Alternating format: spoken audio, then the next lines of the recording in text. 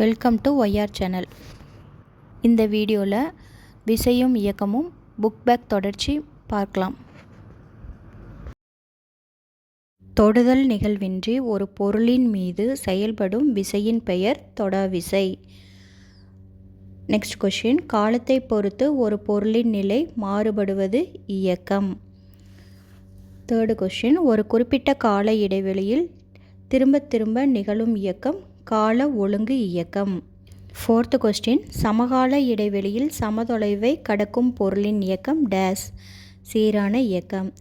Fifth question, நுணுக்கமான அல்லது கடினமான வேலைகளை செய்யுமாறு கணினி நிரல்களால் வடிவமைக்கப்பட்ட இயந்திரத்தின் பெயர். பொறுத்துக. ஃபஸ்ட்டு பிக்சர் ஸ்லைடு, அது நேர்கோட்டு இயக்கம். ரெண்டாவது பம்பரம், அது சுழற்சி இயக்கம். அடுத்து ஊஞ்சல், அலைவு இயக்கம்.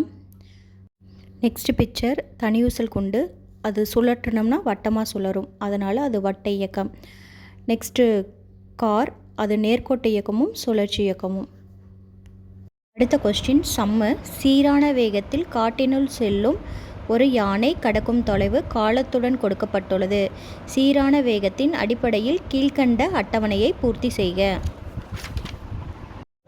தொலைவு பை காலம். தொலைவு 0, 4, அப்புறம் கேப் விட்ருப்பாங்க 12, அப்புறம் கேப்பு 20.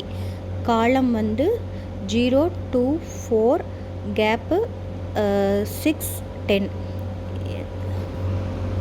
அட்டவணையில் கொடுத்துருக்குற கேப்பை நம்ம ஃபில் பண்ணோம். அதுக்கு ஃபஸ்ட்டு நம்ம சீரான வேகம் கண்டுபிடிக்கணும். சீரான வேகம் S=d/t ஃபார்முலா. டிங்கிறது தொலைவு, டீங்கிறது காலம். டி 4 எடுத்துக்குவோம், டி காலம் 2 எடுத்துக்கிறோம். ரெண்டையும் கேன்சல். இப்போ நம்மளுக்கு சீரான வேகம் S=2 கிடச்சிருச்சு. அடுத்து தொலைவு கண்டுபிடிக்கிறோம். சீரான வேகம் இன்ட்டு காலம். சீரான வேகம் 2 கண்டுபிடிச்சி வச்சுருக்கோம். 2 இன்ட்டு காலம் 4 எடுத்துக்கிறோம். ரெண்டையும் மல்டிப்ளை பண்ணும்போது 8 கிடைக்கும். அப்போ தொலைவு கண்டுபிடிச்சாச்சு.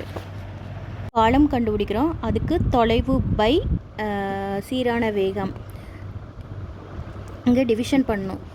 தொலைவு 12 எடுத்துக்கிறோம். சீரான வேகம் 2. ரெண்டையும் டிவைட் பண்ணும்போது 6 கிடைக்கும். நம்ம அப்போ காலம் 6. தொலைவு கண்டுபிடிக்கிறோம். சீரான வேகம் இன்ட்டு காலம். சீரான வேகம் ஆல்ரெடி 2 கண்டுபிடிச்சி வச்சுருக்கோம். அது இன்ட்டு காலம் 8 எடுத்துக்கிறோம். ரெண்டையும் மல்டிப்ளை பண்ணும்போது 16 கிடைக்கும். அதுதான் ஆன்சர். நெக்ஸ்ட் கொஸ்டின், அட்டவணையை பூர்த்தி செய்க.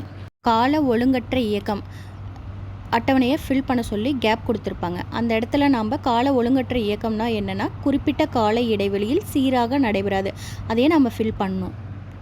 இப்போ இந்த அட்டவணையில் மேலே கேப் கொடுத்துருந்தாங்க, கீழே குறிப்பிட்ட கால இடைவெளியில் நடைபெறும் இயக்கம் என்னன்னு கேட்டிருந்தாங்க. அதுக்கு நம்ம ஃபில் பண்ண வேண்டியது கால ஒழுங்கு இயக்கம்னு மேலே ஃபில் பண்ணணும். இந்த அட்டவணையில் மேலே கேப் விட்டுருப்பாங்க, கீழே ஆன்சர் குறிப்பிட்ட அச்சை பற்றி சுழலும் இயக்கம்னு சொல்லி கொடுத்துருப்பாங்க. அது என்ன இயக்கம்னு சொல்லி நம்ம அந்த அட்டவணை ஃபில் பண்ணோம். அது தற்சுழற்சி இயக்கம். இந்த மாதிரி புக்கில் கொடுத்துருப்பாங்க.